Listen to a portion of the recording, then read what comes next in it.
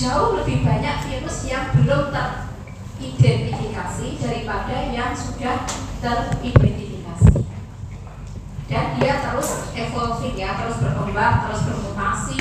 Jadi mudah sekali berubah bentuk menjadi strain yang baru, atau bahkan mungkin ada spesies baru yang tiba-tiba kemudian menjadi outbreak, menjadi pandemi. Kita nggak tahu ya, who knows, di masa yang akan datang mungkin akan terjadi pandemi lagi. Kemudian beberapa virus bisa menyebabkan penyakit dan beberapa virus juga dia bisa bermanfaat. Nanti manfaat-manfaat virus mungkin bisa dijelaskan Dr. Dono, beliau yang menguasai bidang bioteknologi ya, atau kalian kalau mau browsing juga silakan. Waktu di sekolah menengah juga sudah diajari ya beberapa virus yang bisa bermanfaat, antara lain untuk proses pengembangan vaksin. Jadi dia ada virus yang bisa membawa jenis DNA atau RNA tertentu seperti itu. Yang paling akrab dengan bidang kedokteran, ada lagi di bidang pertanian, di bidang industri, itu juga ada beberapa virus yang bisa dimanfaatkan. Kemudian secara alamiah ya, pada umumnya virus itu dia sangat kecil, jauh lebih kecil dari bakteri, umumnya seperti itu. Kemudian dia merupakan parasit yang ada di dalam sel, tapi dia sifatnya tidak memiliki sel. Jadi virus itu sendiri dia tidak punya dinding sel, beda dengan bakteri. Makanya orang kalau bilang virus itu bukan sel virus, orang bilang sel bakteri, gitu. Kalian masih mendengar, tapi orang bilang sel virus itu mungkin kalian kalau udah di FK harus kritis. Sel virus kan bukan sel, lebih tepat disebut partikel ya, partikel virus. Kemudian struktur genomnya terdiri dari DNA atau RNA. Jadi bisa DNA, bisa RNA. Sedangkan pada bakteri dia adalah genomnya apa? DNA. Kemudian virus itu dia diselubungi oleh suatu protein yang disebut kapsid ya. Nah, ini masih menjadi perdebatan apakah virus itu termasuk makhluk hidup atau makhluk yang tidak hidup. Kira-kira apa? Ada yang berpendapat virus itu hidup? Semua jawabannya benar kok, jadi nggak usah khawatir berpendapat. Siapa yang setuju virus itu hidup? Tidak ada yang angkat tangan. Siapa yang setuju virus tidak hidup? Udah dikasih kuncinya semuanya benar, nggak ada yang angkat tangan. Oke, karena saya terbiasa di KEPK. KEPK itu Komite Etik Penelitian Kesehatan. Kalau kalian nanti skripsi, kalian akan minta editor clearance ke kami. Di anggota KEPK itu ada satu rule-nya itu tidak ada pendapat yang salah. Yang salah adalah yang tidak berpendapat. Nah, sebaiknya itu diterapkan di kelas juga. Siapa yang setuju virus itu hidup? Masih angkat tangan. Nah, yang setuju virus tidak hidup? Ini Pak pada belum bangun kali ya, masih tertidur lah. Yang tidak berpendapat ada? Yang tidak berpendapat tuh nggak mau angkat tangan. Kalian kok malu ya? Malu atau bagaimana?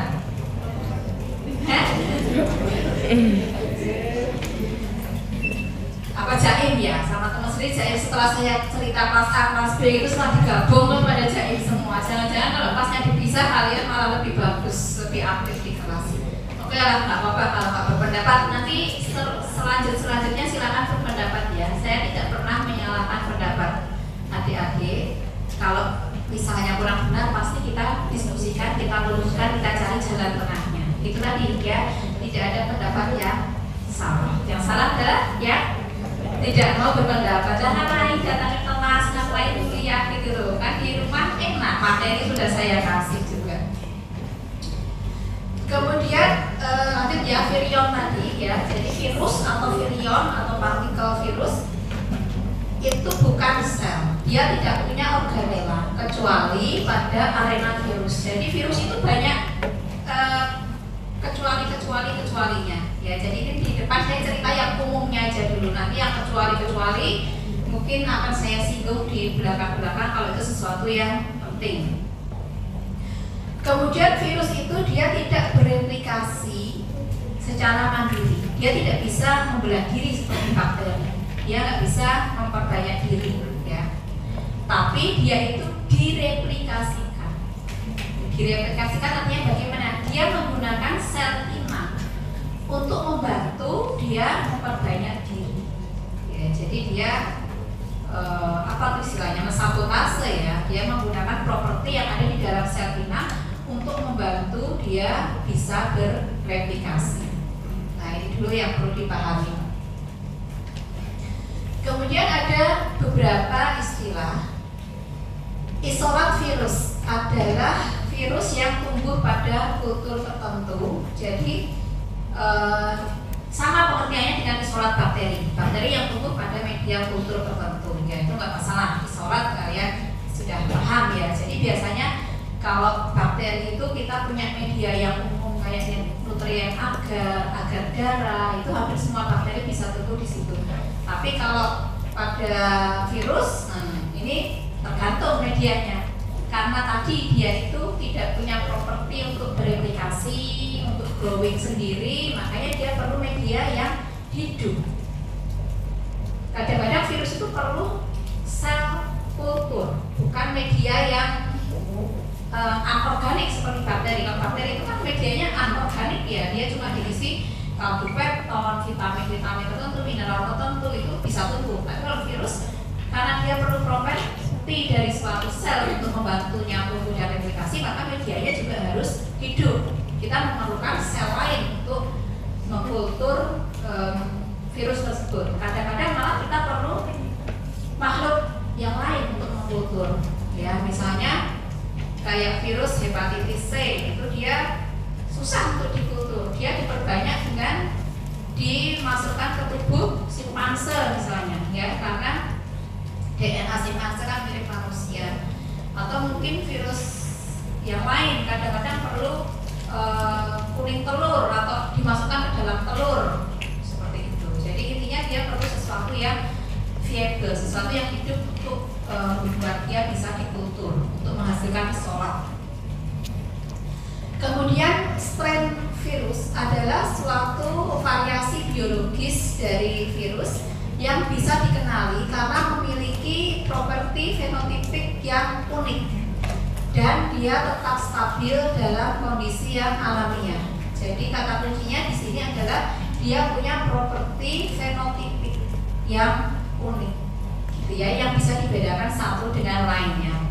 Bedanya dengan serotype apa? Kalau serotype adalah strain dia yang punya antigenik properties yang unik. Kalau kita bicara tentang sero itu artinya kita bicara tentang reaksi imunologis, tentang antigen, antibody, gitu ya.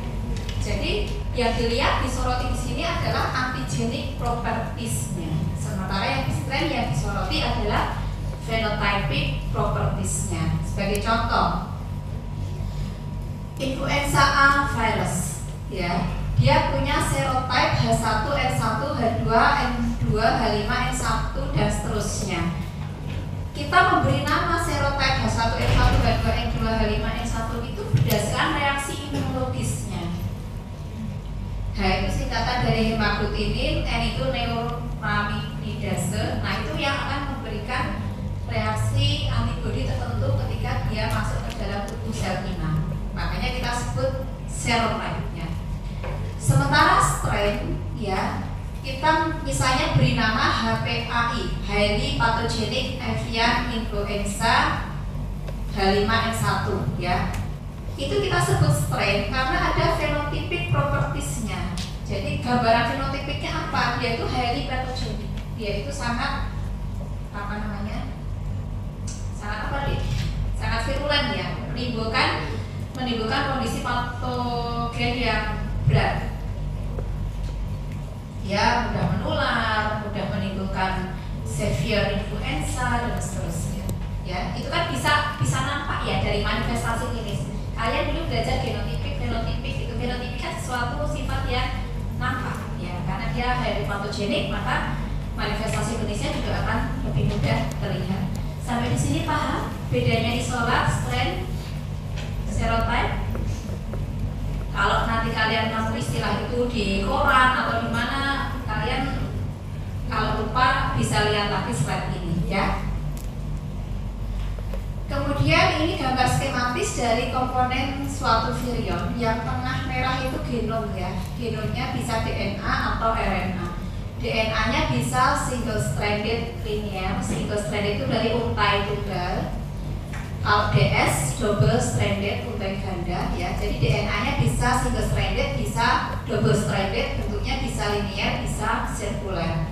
Sedangkan RNA-nya juga dia bisa single stranded, bisa double stranded. Hanya di sini RNA-nya tidak ada double stranded yang sirkuler.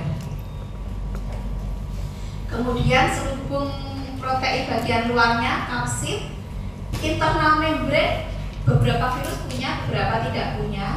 Envelope beberapa punya, beberapa tidak. Kemudian virus RNA, DNA, viruses kadang-kadang ada virus yang bisa masuk ke virus yang lain. Ya. Kemudian molekul sel, saya sampaikan di awal tadi kebanyakan tidak memiliki molekul sel, tidak punya ribosom, mitokondria, badan Golgi, retikulum endoplasma dan sebagainya. Tapi beberapa ada yang mungkin punya mitokondria, beberapa ada yang punya apa. Jadi itu yang saya beri tanda tanya itu artinya minority ya, minority, tidak sesuatu yang lazim untuk ditemui. Ya, ini bentuk-bentuk virus ya. Yang di atas itu skematis, yang di bawah itu pakai elektron mikroskop. Jadi dia bentuknya macam-macam, ada yang seperti tabung, ada yang seperti apa itu namanya apa tuh? Kalian definisikan sendiri. Kemudian ada yang bentuknya bulat seperti bola. Kemudian ini lagi yang bentuknya kayak apa ya? Kalau yang paling lucu ini lebih abstrak lagi, kayak alien ya. Ya gitu. Jadi bentuknya sangat bervariasi. Beda dengan bakteri. Kalau bakteri kalian cuma belajar sedikit variasinya. Mayoritas bentuknya fokus dan batang, ya, atau basil. Bulat dan batang atau fokus dan basil. Variasinya mungkin ada yang bentuknya koma, ada yang bentuknya spiral, tapi itu sangat sedikit. Misalnya Vibrio cholera atau Spirochaeta, Leptospira itu bentuk-bentuk uniknya hanya sedikit. Sementara virus dia bentuknya lebih bervariatif dan ukurannya juga bervariatif. Ini ukurannya bisa sangat kecil, bisa sampai sebesar ini beberapa ratus kalinya.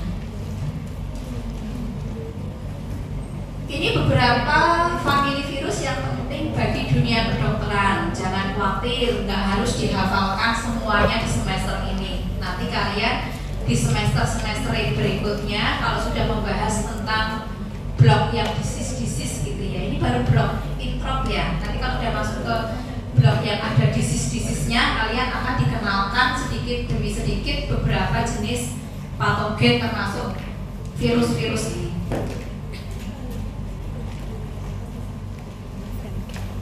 Ada yang kalian kenal nggak dari sekian famili virus itu? Ada yang pernah baca atau familiar dengan namanya? Apa? Virus apa? Lainnya corona, lainnya corona apa? Corona ada tidak sering disebut ya. Lainnya corona apa? Misalnya, kok tunjuk tangan biar saya tahu. Siapa yang tadi tunjuk tangan?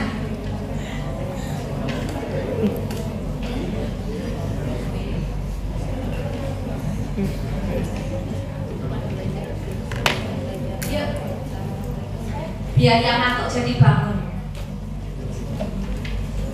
Ada yang tahu? Kasihan yang di bawah nih, saya kasih kesempatan ngomong.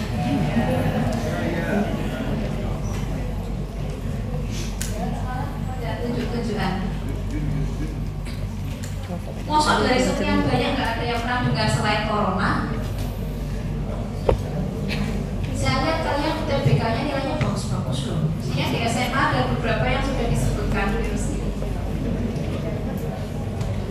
Ya, apa mas? Yang baju hijau sama kacamata. Apa mas? Kalian sepertinya diskusinya serius banget. Pernah dengar family virus yang mana? Herpes ya, pernah dengar. Good. Ada lagi yang pernah kalian tahu?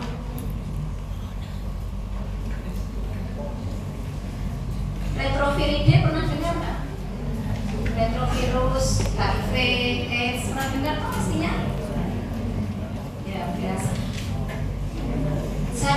kalian tidak sepolos nampaknya yang kalian perlihatkan. Mesti kalian lebih pintar dari yang kalian tunjukkan. Oke. Kemudian tahapan terjadinya infeksi virus ya. Tentunya pertama virus harus masuk dulu ke dalam sel ya. Dia harus menembus barier ya. Jadi bariernya yang paling lazim ya dinding sel dari host. Kemudian di dinding sel itu biasanya ada reseptor dari virus tersebut ya. Kalau tidak ada reseptornya susah, virus mau nempel, mau attach di situ akan sulit sekali. Kemudian setelah entry maka dia akan menyebar di dalam sel, kemudian melakukan replikasi atau direplikasi oleh sel tersebut. Kemudian dia akan dikeluarkan dari sel inang, lalu dia akan menyebar ke sel-sel yang lain. Kira-kira seperti itu. Nanti ada gambar yang lebih bagus ya, bentar ya. Ini beberapa textbook mengatakan tahapannya secara lebih rinci. Ada attachment, ada entry, and unfolding. Unfolding itu tadi seluruh proteinnya, kapsidnya tadi dilepaskan ya. Kemudian ada replikasi genomnya, kemudian ada produksi protein ya. Saya sampaikan di awal, dia itu kebanyakan nggak punya ribosom toh, jadi kan nggak bisa melakukan sintesis protein. Terus yang mensintesis protein virus siapa? Ribosomnya host ya. Jadi sel dari inang itu yang dia membantu replikasi dan membantu produksi protein yang dibutuhkan oleh virus tersebut. Kemudian setelah itu terjadi assembly, jadi genom tadi yang terpotong-potong itu disambung-sambungkan, protein yang pendek-pendek itu disambung-sambungkan. Kemudian setelah menjadi partikel yang utuh, maka dia akan dirilis, dikeluarkan dari sel inang. Sampai di sini paham proses ini ya, infeksi virus. Baltimore classification ini klasifikasi virus yang jadul banget. Ini sejak saya kuliah S1 sampai S2, atau mungkin kalian sekolah menengah sudah diajari ya, ada klasifikasi 1, 2, 3 dan seterusnya berdasarkan proses-proses ini. Kalau masih punya bukunya bisa ditengok lagi, tapi kalau nggak punya bukunya ya sekedar tahu aja.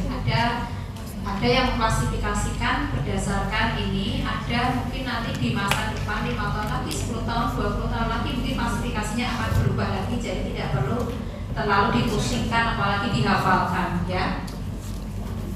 Yang sudah punya materi saya boleh ditandai ya, yang nggak perlu dihafalkan mana. Kemudian yang saya ulang-ulang ini sudah paham, sudah mengerti, boleh ditandai. Yang keluar di ujian ya nanti hanya itu aja kok.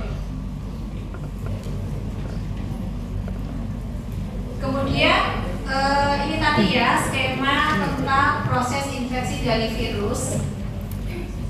Lihat partikel virus yang utuh ya, dia contoh aja, dia punya DNA dan punya kapsid. Kemudian tahap 1, virus akan memasuki sel, kemudian kapsidnya akan dilepaskan ya. Kapsidnya akan dilepaskan, kemudian DNA-nya akan dikeluarkan ya. Proteinnya juga akan dipecah-pecah. Jadi ini nanti terpisah. Kapsid ini kan seluruh protein ya, dia akan di breakdown seperti ini. Kemudian DNA-nya juga akan dilepas seperti ini. Setelah itu di dalam sel inang ini maka ada enzim-enzim yang membantu supaya genom tadi direplikasi, dibuat jiplakannya ya, digandakan.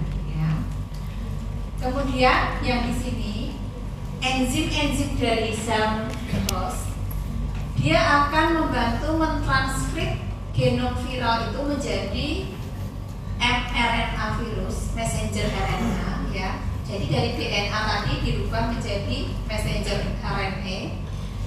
Kemudian ribosom yang ada di dalam sel host ya. Kalau di virusnya kan dia nggak punya ribosom, sudah saya sampaikan tadi ya. Kalau di sel host kan dia ada ribosom.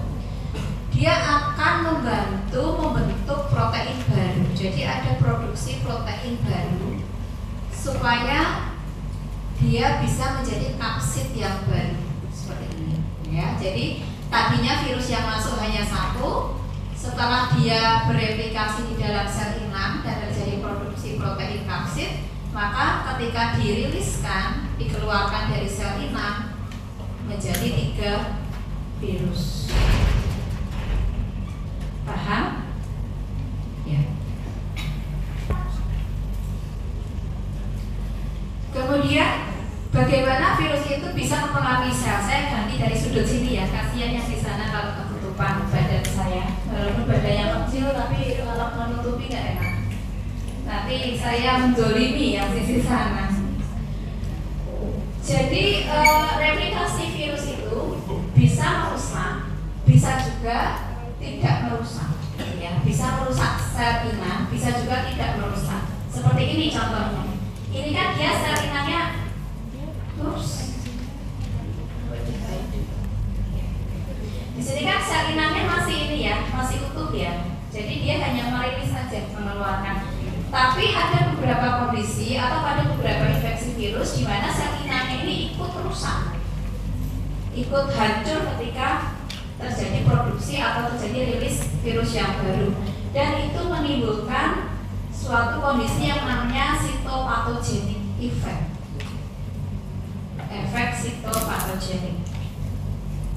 Ya, jadi ketika itu diamati di bawah mikroskop akan kelihatan ya mana yang menimbulkan efek sitopatogenik dan mana yang tidak berefek sitopatogenik. Intinya sitopatogenik itu dari dia akan merusak sel inangnya ketika terjadi rilis virus baru.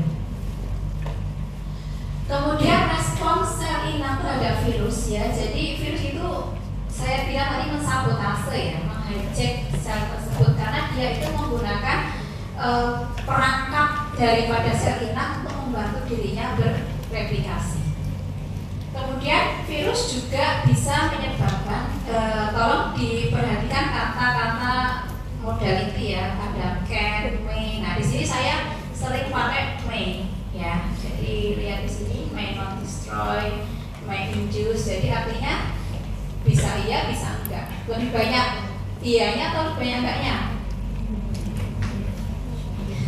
Lebih banyak bisa menginduksi sel death atau tidak bisa menginduksi sel death? Bisa. Kalau May itu strike-nya gimana? Strike-nya low ya dibandingkan dengan Can. Kalau Can kan itu hampir 100%. Kalau May itu ya masih 50-50 gitu ya. Maybe yes, maybe no. Kapan nikah? May. Maybe yes, maybe no. Kebetulan saya nikahnya juga May. Jadi jawabannya dulu ya itu. Kapan kita nikah? May. Maybe yes, maybe no. Oke, just kidding ya. Kemudian ini beberapa konsep yang harus dipahami juga. Jadi di semester 3 mungkin saya banyak memberikan konsep-konsep, memberikan definisi-definisi supaya nanti kalian di semester-semester yang atas sudah enggak bingung lagi dengan terminologi. Kalau di awal itu kalian terminologinya enggak kuat, nanti di atas udah bingung. Ya, udah bingung membedakan infeksi dengan kolonisasi misalnya. Bedanya apa, tahu nggak? Kalau infeksi itu sudah menimbulkan manifestasi klinis. Kalau kolonisasi ya berarti hanya ada mikroba aja di situ. Ada koloni-koloninya tapi dia nggak menimbulkan manifestasi. Oke, jadi ini ya. Yang pertama infeksi akut. Lihat terjadinya ini ya, abrupt onset ya, jadi cepat banget dia muncul. Sementara yang infeksi laten, yang disebut laten itu yang di sininya, fase ininya ya. Jadi setelah infeksi akut, kemudian dormant ya, nggak ada gejala apapun, suatu saat bisa reaktivasi, bisa muncul lagi. Nah ini yang namanya laten itu di periode ini. Kemudian progresif infeksi, tadinya terjadi infeksi, kemudian sudah membaik, sudah mereda, tapi belum sempurna, belum sembuh 100%, kemudian dia berkembang lagi, semakin lama semakin parah. Jadi progresifnya itu ada di sini, yang kita sebut progresifnya. Kemudian chronic or persistent infection, di sini gejalanya menetap, gejalanya ya levelnya segitu-segitu aja, nggak membaik, nggak memburuk, tetap segitu-segitu aja. Ya.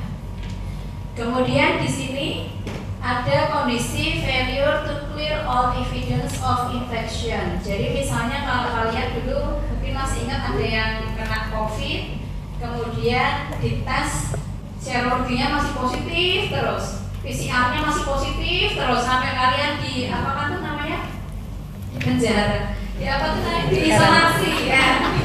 Saya lupa istilahnya, di isolasi lama banget ya, nggak bisa sekolah, nggak bisa kuliah, nggak bisa keluar. Nah, padahal sudah sembuh secara klinis itu sudah nggak ada gejala, sudah orang-orang yang kontak dengan kalian nyuri-nyuri ya, selama isolasi itu nyuri-nyuri kontak sama siapa, kontak erat maksudnya ketemu apa gitu, ngobrol dan sebagainya tanpa masker, kecolongan seperti itu, tapi nggak infeksius, nggak menyebabkan sakit pada orang yang kontak erat dengan kalian. Nah, itu salah satu contoh terjadi ini ya, failure to clear all evidence of infection. Infeksinya nggak ada, tapi jejak-jejak dari agen infeksius itu masih bisa terdeteksi secara laboratorium.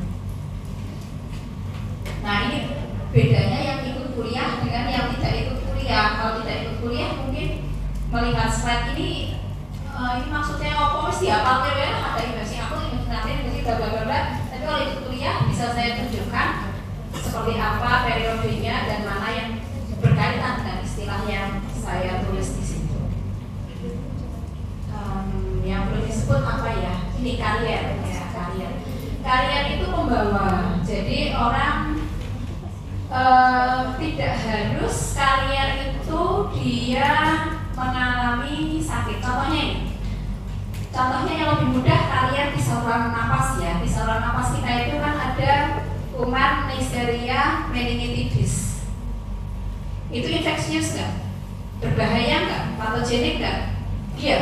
Karena Neisseria meningitidis itu pada orang yang rentan, ya, orang dengan daya tahan tubuh rendah, bayi baru lahir, lansia, HIV/AIDS dan sebagainya, dia bisa menimbulkan peradangan pada selaput saraf, bisa menimbulkan penyakit meningitis, atau malah bisa radang otak, ensefalitis. Tapi kalian yang berperan sebagai karier mungkin merasa nggak apa-apa, dan memang dia itu flora normal. Neisseria meningitidis itu flora normal di rongga hidung. Jadi pesannya apa? Pesan moralnya jangan ngupil sembarangan. Pesan moralnya kondisi orang satu dengan orang lain berbeda-beda. Suatu agent infeksius yang menjadi flora normal di tubuh seseorang bisa jadi menjadi mikroba yang patogenik pada orang yang lain. Itu ya, itu karier. Kemudian produktif ini biasanya terkait dengan pengeluaran sekret ya. Jadi kalau batuk produktif berarti batuknya berdahak. Kemudian yang lain-lain saya rasa sudah dijelaskan ya. Abortif sudah hilang, laten nggak ada gejala, reaktivasi sudah, permisif sel, bagi sel yang dia punya reseptor untuk beberapa virus, kita ngomong tentang virus ya. Dia selnya sangat permisif, dia bisa dihinggapi oleh virus-virus karena virus itu sebetulnya punya tropisme ya. Tropisme itu artinya lokasi tertentu yang dia memang habitatnya ada di situ. Misalnya virus influenza, dia hanya spesifik di saluran napas ya. Terus virus hepatitis, dia hanya spesifik di liver, berarti namanya tropisme. Reseptornya ada di lokasi-lokasi tertentu. Sedangkan permissive cells, dia selnya itu punya beberapa reseptor yang tersebar luas untuk berbagai virus, atau virusnya bisa nempel ke banyak sel. Ya, biasanya manifestasinya lebih berat dan sifatnya sistemik. Nah, ini sudah mulai lebih pusing gambarnya.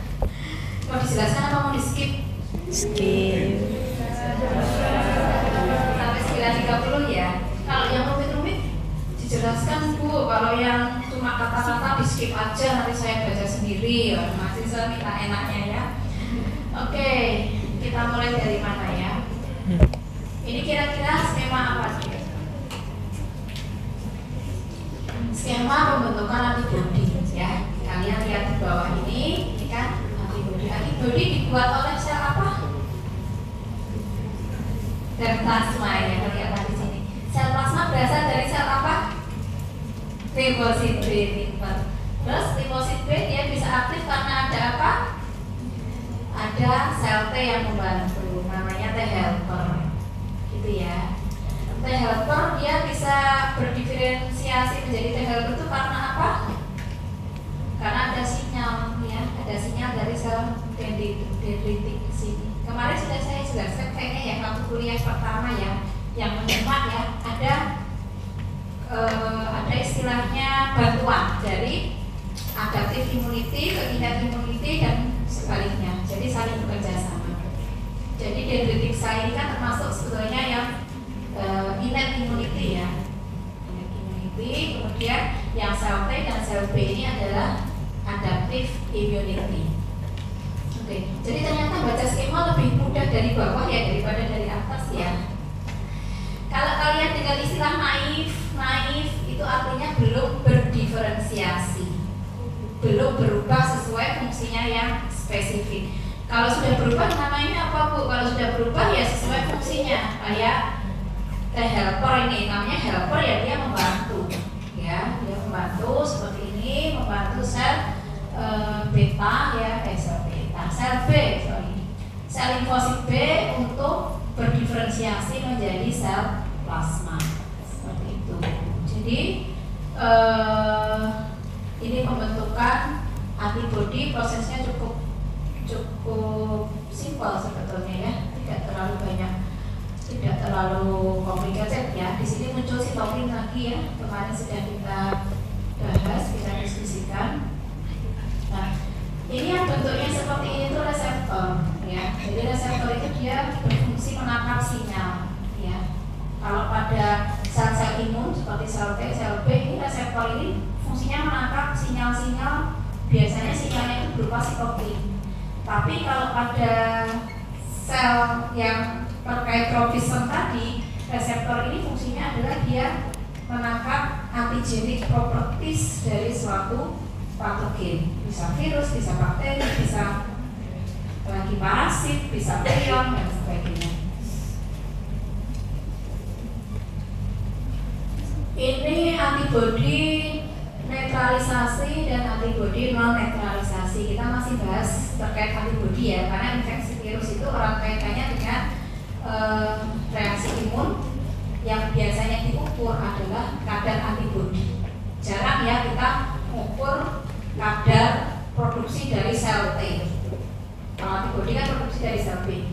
Kalau produksi dari sel B itu lebih mudah dan lebih murah mengukurnya. Sedangkan hasil dari produksi sel T itu biasanya nggak spesifik. Jadi bisa multitafsir. Itu kayak simfoni gitu kan. Kemarin yang materinya mungkin bisa dilihat lagi. Ketika melibatkan sel T itu prosesnya itu lebih complicated, lebih banyak sitokin yang terlibat, lebih banyak sel-sel lain yang ikut berperan aktif. Jadi untuk mengukur secara laboratoris, secara klinis kita melakukan pemeriksaan diagnostik itu lebih mudah mengukur antibodi daripada mengukur produksinya sel T, gitu ya. Oke.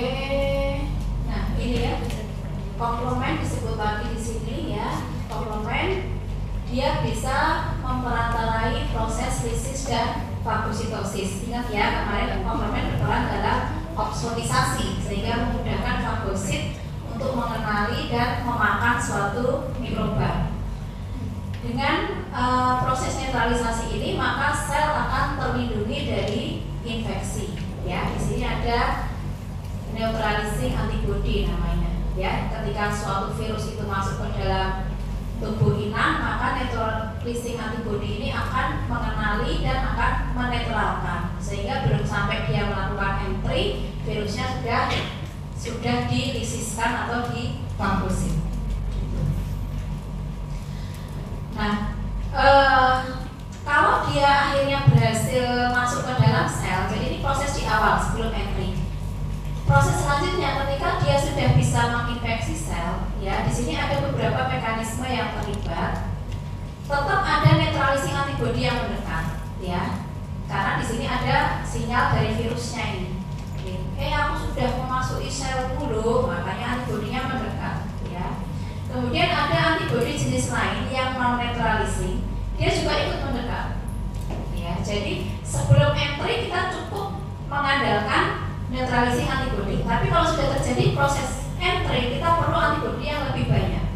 Kita perlu neutralizing dan non neutralizing antibody. Kemudian terjadi mekanisme pensinyalan dan sebagainya sehingga terjadi lysis, clearance, penghambatan replikasi, penghambatan rilis, penghambatan transmisi. Jadi intinya antibodi yang ada di tubuh kita berusaha mengisolasi supaya virusnya itu tetap ada di sini dan nggak sampai nyebar. Bisa dipahami? Lanjut ya. Kalau mau menyela silakan ya, tinggal raise hand. Beda dengan yang di Zoom kemarin. Kalau di Zoom kan saya minta waktu untuk mute, kalau di kelas nggak usah ada mode mute, unmute, langsung raise hand aja kalau bingung. Kemudian jenis sel T yang lain, tadi T helper udah, sekarang sel T sitotoksik, ya. Kalau T helper tadi markernya ada CD4, yang sel T sitotoksik, cytotoxic T lymphocyte, ini markernya adalah CD8. Ini komponen respon imun adaptif, ini komponen respon imun yang innate. Ada natural killer cell, ya. Ini juga bisa menjadi tentara dalam tubuh kita untuk menyerang virus yang menginfeksi sel di dalam tubuh kita sehingga nanti akan menjadi lysis. Nah, ini yang saya bilang ada sitopatogenik efek tadi. Sel inangnya kan rusak ya, hancur ya. Jadi yang menghancurkan kadang-kadang bukan virusnya, tapi mekanisme antibodi kita. Atau mekanisme, ini kan ada antibodi atau ada mekanisme sitotoksik dari sel T atau sel NK sendiri yang dia secara alamiah memang tugasnya membunuh gitu. Ya. Jadi kembali ke slide sebelumnya, di sini ada fungsi respon imun yang mencegah terjadinya entry. Ada fungsi respon imun yang dia fungsinya untuk containment, untuk mengisolasi, membatasi supaya tidak terjadi spreading, tidak menginfeksi sel lain, tidak terjadi release, tidak terjadi replikasi dan seterusnya. Ada sel imun kita yang dia fungsinya killing, ya, membunuh, atau fungsinya sitotoksik. Sitotoksik ini menyebabkan lysis juga, ya, jadi terjadi destruksi, terjadi kerusakan pada sel inang.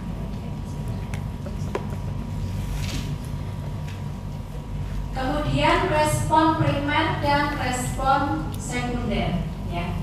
Ketika kita kena infeksi oleh virus A misalnya, ya, virus A dia menginfeksi untuk yang pertama, maka tubuh kita perlu penyesuaian untuk merespon, perlu waktu, dan kadar responnya itu juga relatif rendah.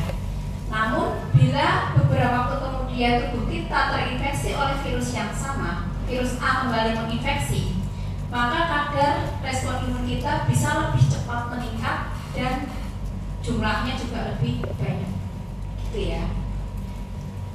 Yang antigen B ini prinsipnya sama dengan A, karena dia suatu antigen yang baru, suatu virus yang baru, maka prosesnya kembali ke primary respon lagi. Ya, jadi secondary respon ini hanya bisa terjadi kalau sistem imun kita merespon antigen yang sama. Itu ya. Ada yang pernah sampai kena COVID berulang-ulang, kena sekali sembuh, kena lagi sembuh gitu. Ada yang mau sharing pengalaman? Mungkin yang kedua itu primary responnya masih rendah, sakitnya lebih lama, lebih berat. Sementara yang infeksi kedua lebih cepat sembuh dan merasa biasa-biasa aja gitu. COVID biasa, kebal gitu ya. Karena ada secondary respon ini. Lalu ke tata kelola pasien yang terinfeksi Sebelum tata kelola ada yang mau ditanyakan nggak adik-adik terkait mungkin basic virologinya atau mungkin terkait patogenesis, proses infeksi dan sebagainya yang mau ditanyakan dulu? Lanjut ya. Tata kelola pasien yang terinfeksi virus. Nah, mestinya diberi obat antivirus, bukan diberi antibiotik. Oke ya. Di Indonesia ini banyak kejadian resistensi antimikroba karena sembarang sakit dihantam dengan antibiotik. Batuk pilek sedikit, antibiotik. Kalau nggak boleh dapat resep beli sendiri. Nakal-nakal ya orang Indonesia ini. Ya hati-hati aja nanti suatu saat ketika problem resistensi antibiotik itu sudah sangat luas, maka ketika kita betul-betul membutuhkan antibiotik untuk melawan infeksi bakteri, udah nggak ada lagi antibiotik yang sensitif, semua udah resisten. Bahaya kalau itu terjadi. Oke, ya jadi obatnya semestinya adalah obat antivirus, kecuali kalau infeksi virus itu disertai dengan infeksi sekunder. Ya, jadi primernya adalah infeksi virus. Biasanya orang kalau kena infeksi virus kan terus daya tahannya drop. Kemudian infeksi sekundernya ada infeksi bakteri, kayak gitu. Contohnya dia pertama kena COVID, kan drop, ya diisolasi, stres dan sebagainya. Apalagi kalau perlu ICU, harus pakai ventilator, harus lying down di rumah sakit berhari-hari, berminggu-minggu, maka bisa terjadi infeksi sekunder oleh bakteri pneumonia. Gitu. Nah itu boleh kita kasih antiviral plus antibiotik. Kemudian yang kedua adalah pencegahan ya, pencegahan melalui vaksinasi atau kalau sudah terjadi bisa lewat pasif imunisasi. Dan yang penting sebetulnya infection control, ya, pengendalian infeksinya. Prinsipnya sama dengan kita nyontek apa yang terjadi secara alamiah di tubuh kita. Kalau sudah terjadi infeksi diapakan? Di containment, diisolasi, jangan sampai menyebar. Jadi suatu infeksi kalau sudah terjadi ya sudah kita jaga supaya tetap ada di situ, tidak menyebar kemana-mana. Kalau yang belum kena infeksi dicegah supaya nggak entry, supaya nggak kemasukan infeksi. Dan kesehatan kerja ya, termasuk kesehatan kuliah. Salah satu di antaranya tadi jangan mobil sembarangan ya, gurunya ditempelkan di meja di mana-mana, nanti bisa menularkan Neisseria meningitidis, streptococcus, jamur dan sebagainya. Kemudian misalnya ini ya, ini gambar apa sih? Infection control ini ya. Nah, ini infeksi misalnya dari defekasi ya, dari feses, fekal oral, maka ya perlu ini pengelolaan limbah yang bagus, air minum yang layak minum. Kalau di negara maju biasanya dari keran itu bisa langsung diminum ya. Kalau Indonesia walaupun dari pump harus direbus dulu. Kalau dari galon gimana? Terpercaya nggak? Enggak. Ya terserah ya. Kalau galonnya hasilnya masih bagus, dari perusahaan yang bagus, terjamin quality kontrolnya, ada SNI-nya, ya mungkin nggak apa-apa. Atau kalau kalian iseng mau meriksa, oh ya, beberapa tahun yang lalu, 2 atau 3 tahun lalu, ada mahasiswa yang mendapatkan ide itu. Ide memeriksa kualitas air yang diproduksi oleh PNS. Kan kita punya air minum kemasan botol dari PNS itu ya, namanya apa? Nah, itu diperiksa, dia ngambil sampel dari beberapa titik. Kan di lab mikro kita ada pemeriksaan bakteriologi air.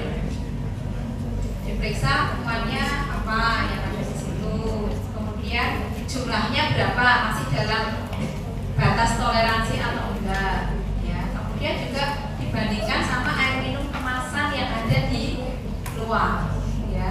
Dan juga ada yang meriksa dari air minum isi ulang. Kan ada galon yang isi ulang itu loh, tapi bukan galon yang branded ya, bukan yang aqua dan sebagainya, tapi yang benar-benar isi ulang dari beberapa depot pengisian ulang. Ada mahasiswa yang pernah meneliti seperti itu.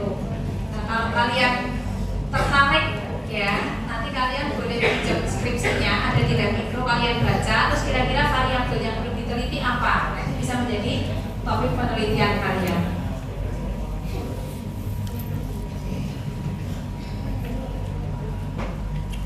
Ini beberapa contoh virus ya, hepatitis B virus. Yang mana deh? Yang mana virusnya? Yang bulat, iya yang bulat. Kalau yang tadi jelas nggak gambar? Iya.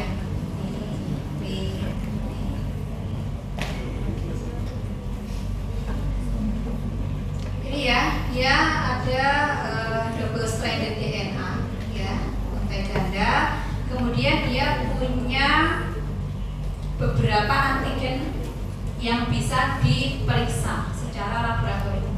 Ada 3 antigen utama ya. Di sini ada HBsAg. S itu singkatan dari surface, jadi dia ada di permukaan ya, di bagian luar.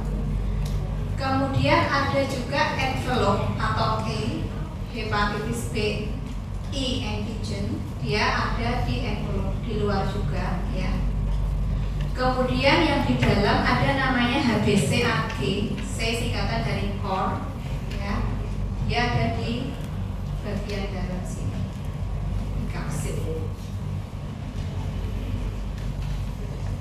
Mungkin kalau nanti kalian sudah jadi dokter nemu pasien hepatitis, kalian akan memerlukan pemeriksaan ini: HBsAg, HBeAg, HBcAg, dan nanti HBV. Oke, ini slide berikutnya hanya 3 contoh-contoh aja karena virus banyak banget. Jadi saya memberikan contoh yang lazim-lazim aja supaya nanti kalau kalian ketemu di klinis atau kalian masuk ke semester berikutnya ini sebagai transisi ya, pembekalan awal.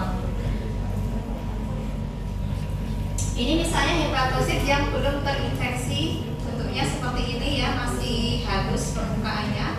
Kemudian kalau sudah terjadi infeksi, tahap awal biasanya dia membengkak ya, proses inflamasi dia ada pembengkakan. Kalau sudah tahap lanjut terjadi fibrosis, ada jaringan parut, itu namanya nanti jadi sirosis hepatis ya, itu jaringan ikat di dalam livernya. Kemudian juga bisa terjadi kematian dari sel-sel liver ya, terjadi nekrosis. Dan penyakit hepatitis B ini diperparah kalau host tersebut dia mengkonsumsi alkohol. Karena alkohol itu kan dia detoksifikasi di hati. Fungsi hati yang menurun karena infeksi, tambah beban kerja harus detoks alkohol, tambah berat penyakitnya. Atau ada koinfeksi yang lain, biasanya koinfeksi dengan HIV. HIV itu sering koinfeksi dengan HBV dan HCV. Karena sama-sama bisa ditularkan lewat aliran darah, terutama yang intravenous drug user ya, pengguna narkoba intravena. Nah itu biasanya mereka sharing needles, berbagi jalur. Jadi di beberapa negara maju yang saya tahu di Belanda ya, itu mereka memfasilitasi bagi pengguna narkoba intravena, silakan ngambil jarum suntik yang steril, bisa diambil di puskesmas, di library, di public places tersedia ini ya, steril ini syringe and needles.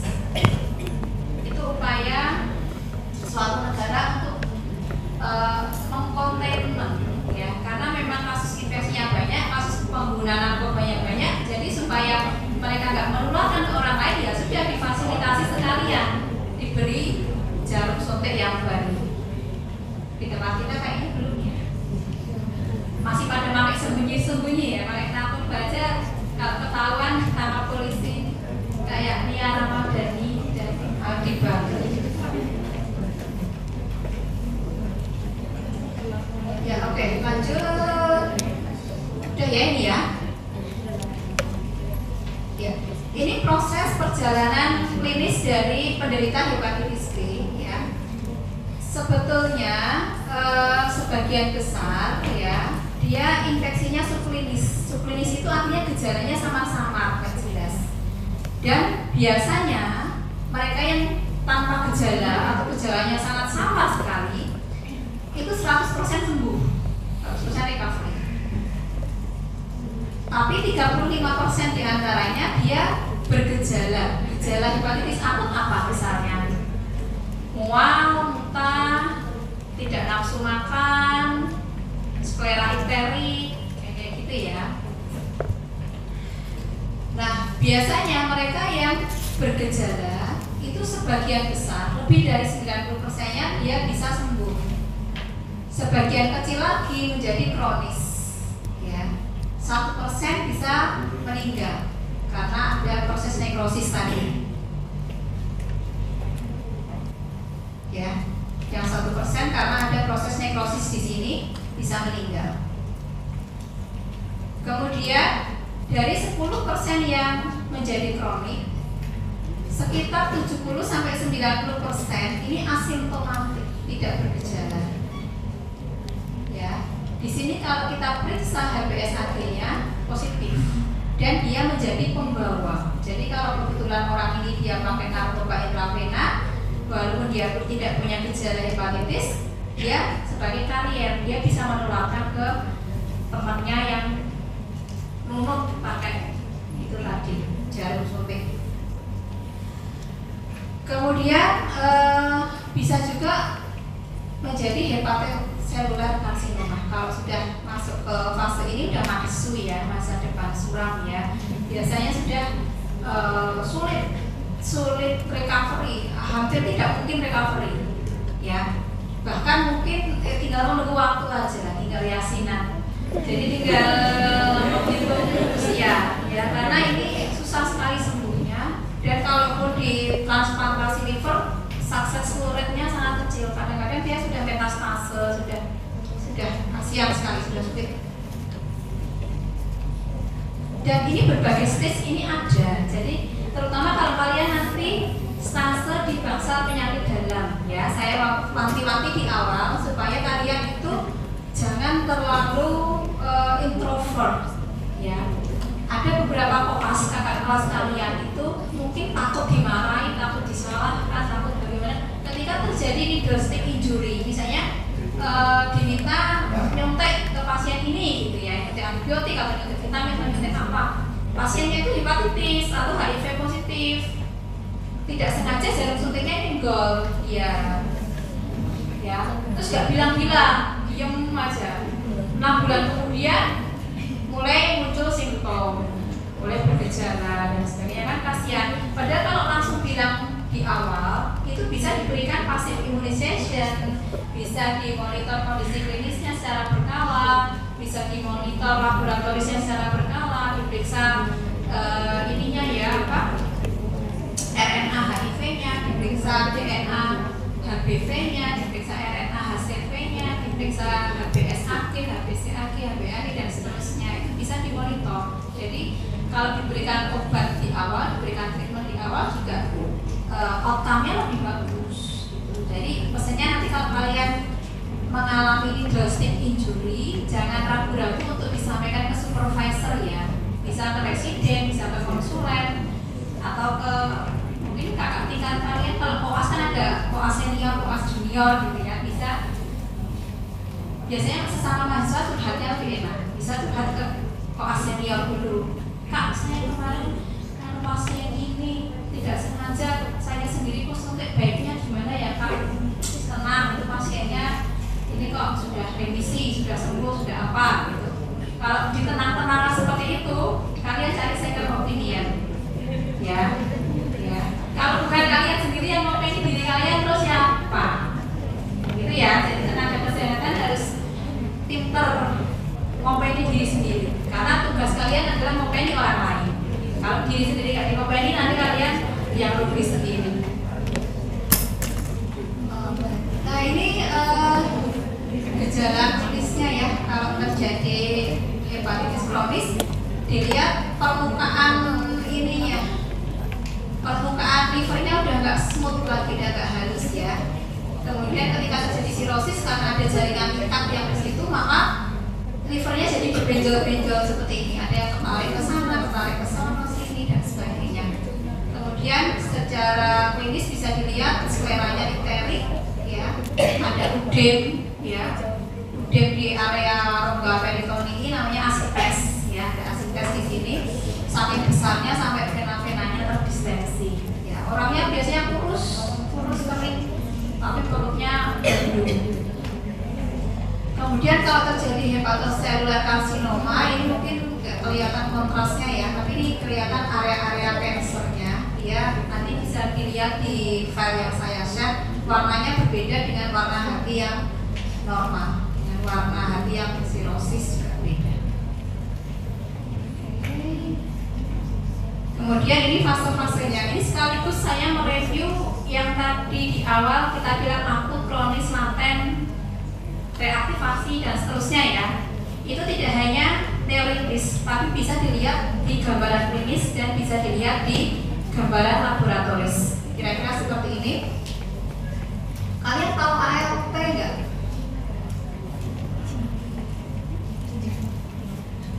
ALT, AST itu tahu nggak? SGOT, SGPT itu tahu nggak? Tahu ya? Ya, oke, kalau tahu nggak saya ulas. Ini enzim yang ada di liver dan biasanya kita ukur kadarnya sebagai marker atau sebagai penanda berat ringannya kerusakan hati. Kalau kadarnya tinggi sekali berarti apa? Oke apa nggak oke? Berarti nggak oke ya. Kemudian apa lagi? Ini ya yang warna pink tua, ini ada hepatitis B di fase akut. Nah ini yang di fase akut. Kalau kita cek laboratorium HBsAg-nya, HbEAg, IgM, anti HBC, HBP-DNA-nya ini positif semua. Perhatikan yang di sini kan antigen ini genom, sedangkan ini antibody ya. Antibody dia kadarnya bertahan lebih lama dibandingkan dengan antigen dan genomnya. Ya, jadi kalau kamu kemarin kena COVID juga gitu, biasanya antibodinya dia terdeteksi lebih lama, berhari-hari ya. Di sini malah konteksnya dalam hitungan bulan. Jadi suatu virus itu ada yang dia fasenya harian, mingguan, bulanan. Kebetulan yang saya jadikan contoh hepatitis B ini dia bisa bertahan bulanan bahkan bertahun-tahun. Jadi ini satuannya bulan. Ya. Di bulan ke mana? 3 ya, sekitar 3 bulan pertama ini terdeteksi semua, tapi setelah 3 bulan hanya antibodi yang bertahan kadarnya tinggi di sini, IgM. Karena di fase berikutnya biasanya digantikan oleh IgG. Tahu ya, IgM di fase akut, IgG di fase kronis. Kemudian di sini ada pink muda, ya, masa transisi dari akut ke kronis. Di sini juga HBsAg, AG yang lain, DNA, antibodi terdeteksi. Jadi ini sampai 3 tahun terdeteksi terus. Ya. Sementara kalau dilihat gejala klinisnya, ya, yang nampak hanya di 4 atau 5 bulan pertama. Ya, mungkin peaknya di 3 bulan pertama. Ya, jadi kalau nanti terkena needle stick injury itu 3 bulan awal biasanya santai-santai, nggak ada apa-apa. Nanti mulai 3 bulan sudah sering lemes, sering harus izin, nggak bisa jaga malam, nggak bisa laporan jaga, ada gejala mual dan sebagainya. Dan kamu sendiri lupa dulu mendapatkan infeksi itu dari siapa. Nah, itu jadi pentingnya untuk segera melapor kalau terjadi needle stick injury. Kemudian anti HBs, ya, anti HBs itu kan surface ya, yang ini ya. Ketika antigennya dia muncul banyak di sini, antibodi belum terbentuk. Antibodinya terbentuk setelah dia di fase yang kronis, di 5 bulan awal. Ya. Jadi gejala klinisnya dia bisa hilang atau minimal sekali, ya, bisa dia persisten, kemudian naik turun seperti itu. Kalau dapat yang ini ya beruntung, tapi kalau dapat yang ini ya repot, ya. Takdir, tergantung amal baik dan perbuatan. Biasanya kalau orang yang baik sakitnya berat ya, katanya supaya dosa-dosanya cepat berguguran. Tapi kalau orang yang jahat itu nggak mati-mati gitu, sehat-sehat terus katanya gitu. kata ustadz tuh, bukan kata saya. Kemudian ini perkembangan hepatitis B kronis ya. Ini kadar antibodi yang diukur ya, atau kadar antigen yang diukur. Perhatikan di IgM. IgM ini dia biasanya dia muncul awal ya. Kemudian yang lain-lain menyesuaikan ya. Pada fase kronik yang sudah tahunan biasanya kita ceknya lebih ke ini anti HBE-nya. HBE-nya atau kalau mau pemeriksaan tambahan yang lain di sini di total anti HBC-nya yang envelope sama yang core, yang surface itu biasanya kita screening ya. Kadang ada yang pernah donor darah di BMI. Biasanya kalau donor darah yang jadi screening juga ini ya, HBsAg ya, HBsAg, anti HCV sama HIV RNA.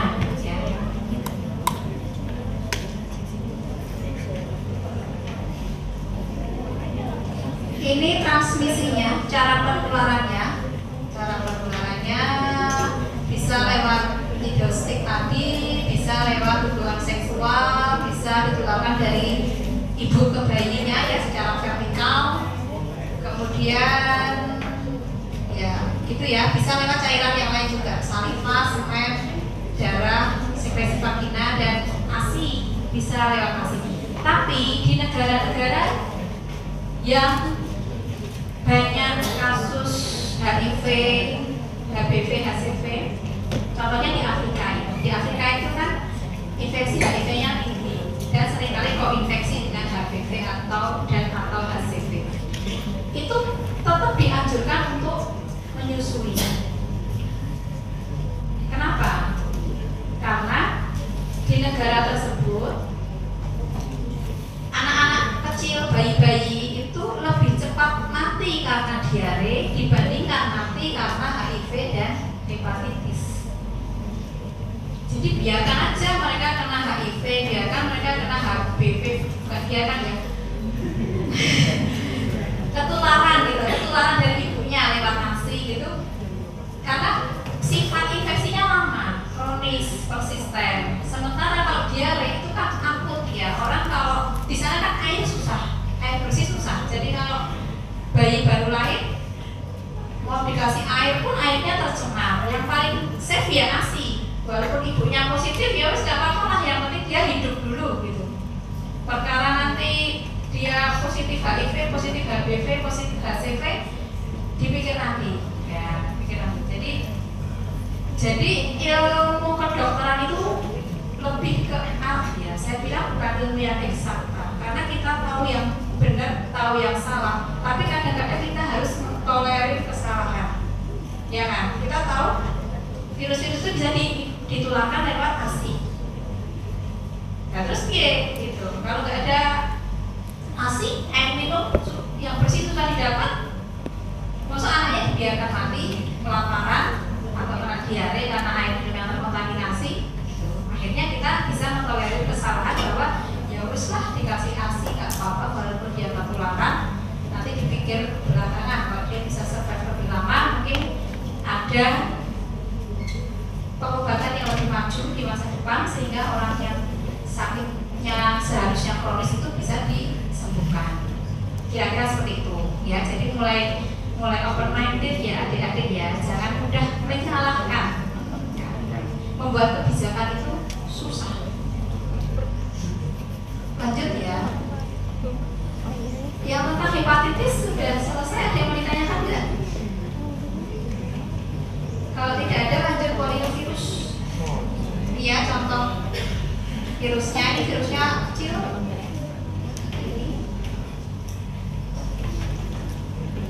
Pernah lihat orang kena polio? Pernah ya? Masih ada ya sekarang ya? Saya kira oke. Jadi salah satu presiden Amerika kan ada yang sakit polio. Saya waktu sekolah SMP, SMA itu ada teman sekelas yang sakit polio.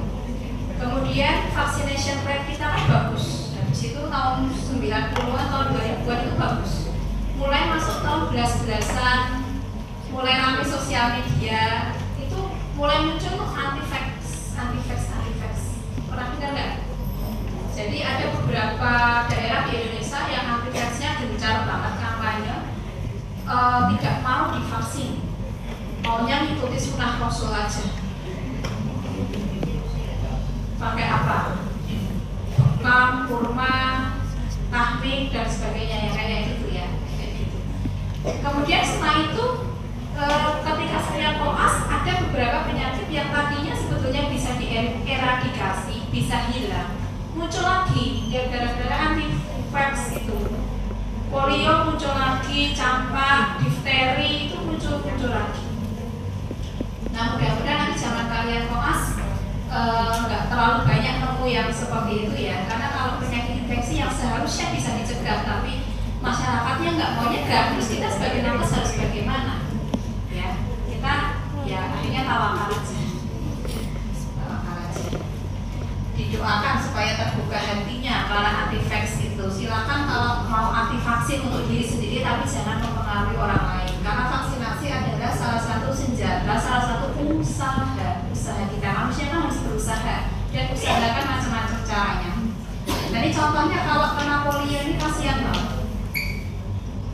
Ada salah satu staff tending kita, kalian mungkin pernah ketemu yang kena polio, Mbak Lina di bagian keuangan. Mungkin kalian pernah papasan. Oh ya, yang pernah papasan mungkin tahu ya. Nggak tahu belum ya, nanti kalau kalian rajin ke kampus insya Allah suatu saat akan ketemu. Jadi beliau berkantor di gedung A ini di lantai 2. Jadi setiap hari harus lambatan gitu. Dan dia itu nggak sadar sakit polio sampai dia usia 4 tahun atau 5 tahun gitu. Melihat temannya berlari-lari kok dia nggak bisa berlari, dia hanya bisa lambatan gitu. Ya sempat stres, jadi secara mental ya gitu sangat kasihan ya. Jadi pesan saya kalau ada yang incest seperti saya ya, ada yang berpasangan dengan temannya sendiri, kalian juga pernah dapat kuliah saya. Nanti kalau anakmu ada yang polio, ya apain ya enaknya? Ya semoga tidak ya, semoga tidak ya. Jadi itu pentingnya vaksinasi. Kemudian 90% tidak bergejala, 10% gejalanya seperti batuk pilek, 0,5% dia paralisis. Jadi Mbak Lina itu termasuk salah satu yang apes ya. Teman saya SMP SMA itu juga termasuk yang apes, hanya 0,5%, tapi it happens. Nah ini virusnya, dia tropismenya di sini ya, tropismenya di saraf ya, di tulang belakang ya. Ini gambaran klinisnya, kita nyebutnya lumpuh layu ya. Jadi bisa kena di ekstremitas atas, bisa kena di ekstremitas bawah. Nanti ototnya tidak berkembang ya. Ini juga pada akhirnya susah dipakai buat ngapa-ngapain, lumpuh. Ini apa ini? Virus rotavirus penyebab apa ini? Rotavirus penyebab apa? Sudah ada vaksinnya juga. Penyebab diare. Diare pada bayi. Ya, gejalanya ada diare, demam, muntah. Ini onsetnya cepat banget dalam 1 minggu. Dan diare adalah penyebab utama kematian pada bayi. Ya, di Indonesia juga kayak gitu. Dan penyebab terbanyak diare adalah rotavirus. Jadi kalau kalian punya uang, anaknya divaksin rotavirus, worth it lah, ya karena untuk memproteksi. Kemudian influenza. Influenza beda sama common cold ya. Kalau kalian izin tidak masuk sedang flu, gitu. Oke, nggak apa-apa. Kalau penyebabnya influenza, tapi kalau penyebabnya coronavirus, ya, coronavirus kan macam-macam. Kalau yang penyebab COVID kan SARS-CoV-2 ya, memang dia harus isolasi karena mudah menyebar ya. Tapi kalau coronavirus penyebab common cold, batuk, pilek, pusing yang biasa, nah itu sebenarnya berbahaya. Nggak usah sampai izin, nggak apa-apa, datang aja kuliah pakai masker. Gejala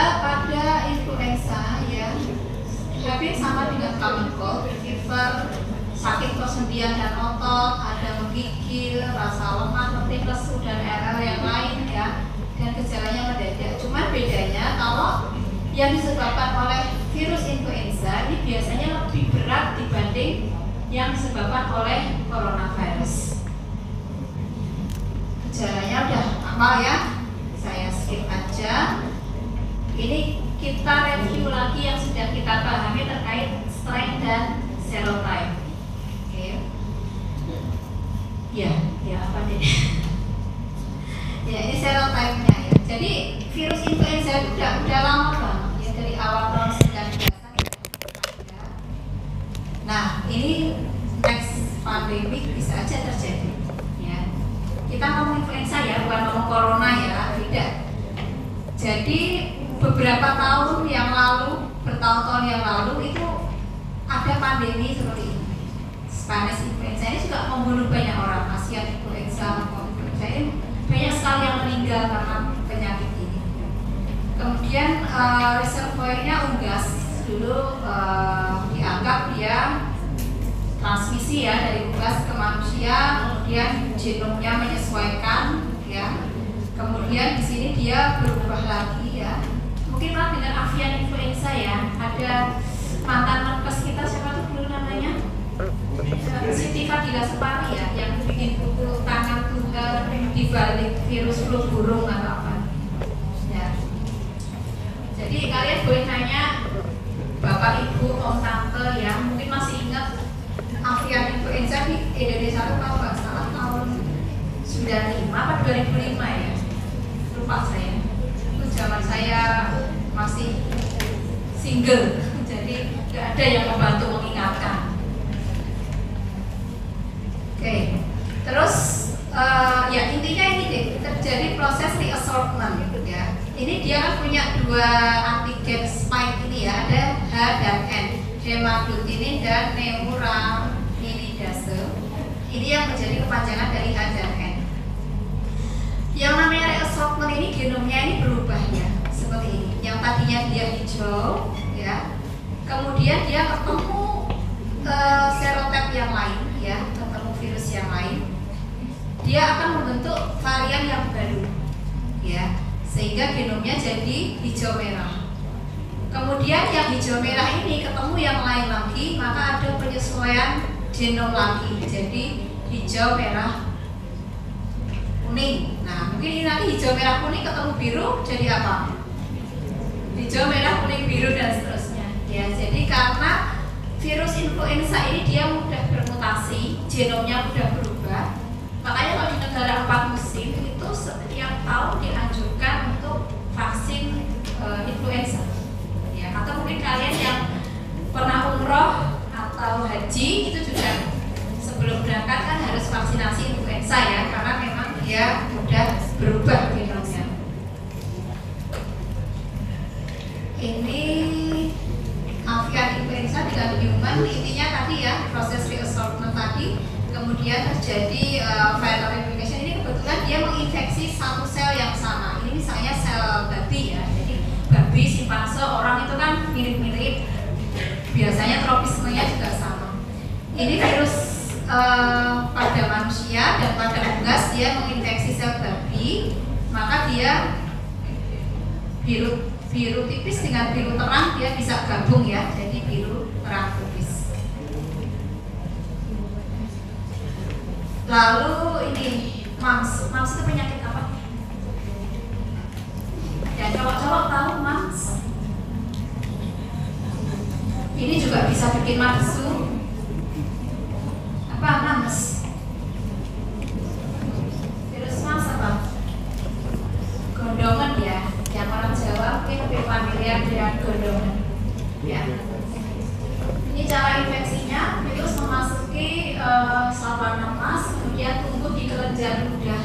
Kelenjar ludah kita kan yang besar ada kelenjar palotis di sini ya, biasanya anak-anak SD itu kalau gondongan kan di pipi.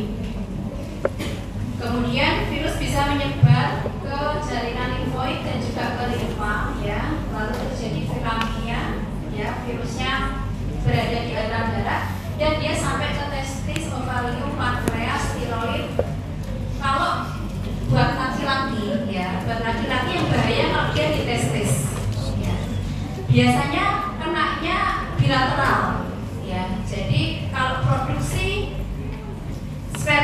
tua terdahulu. Nah, biasanya jadi infertil.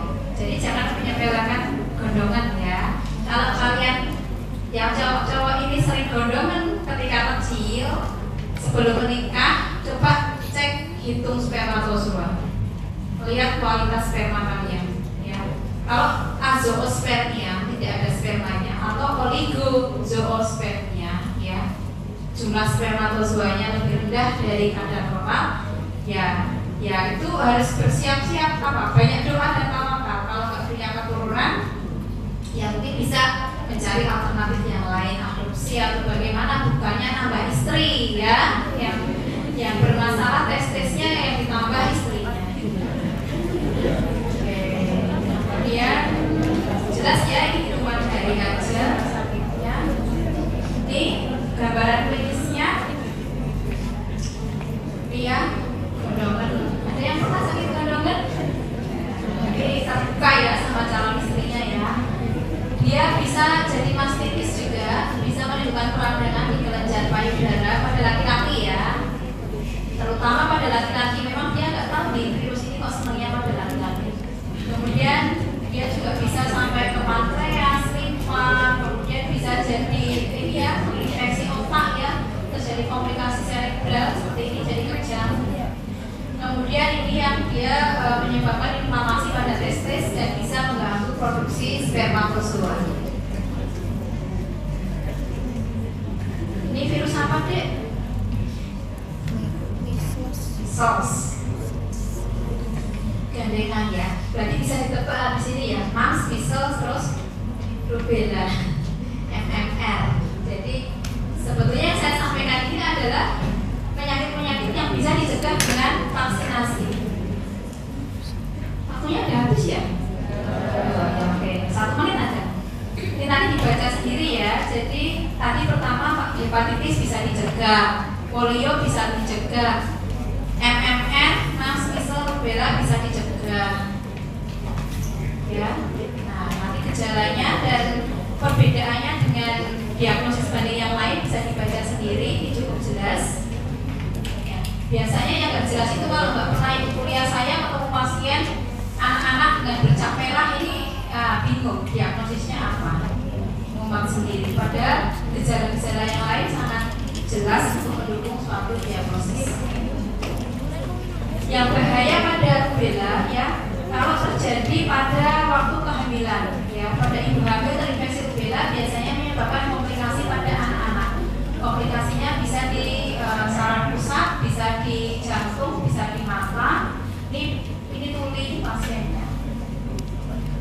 Oke, lalu varicella ini yang terakhir, varicella atau cacar air atau bahasa Jawanya cangkraman ya. Cangkraman. Ini lazim. Saya memberikan contoh yang lazim-lazim aja. Kemudian ini kalau tertarik saya ada buku ini, pinjam boleh, beli boleh. Karena waktunya sudah habis, pertanyaan bisa dikompilasi dikirim ke email saya ya, atau kalau kalian login just drop in